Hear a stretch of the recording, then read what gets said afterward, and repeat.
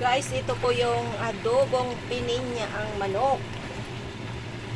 So, mayroon po siyang boiled egg. Maraming boiled egg siya, 10 kasi uulamin po namin bukas. So, i-marinate po natin yung manok.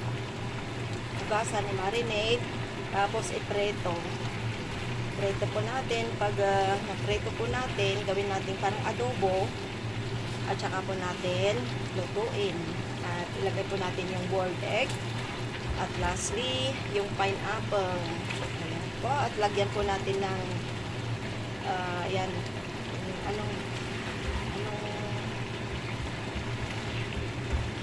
Yung dahon ng laurel.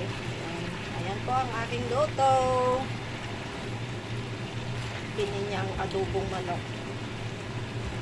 Bango.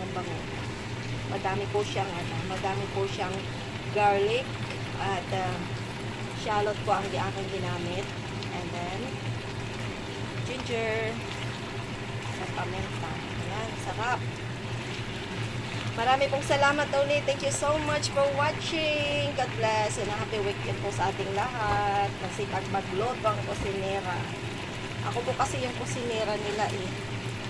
Kaya ulam po namin ay ito at saka ginataang laing. Ayan, God bless po sa ating lahat.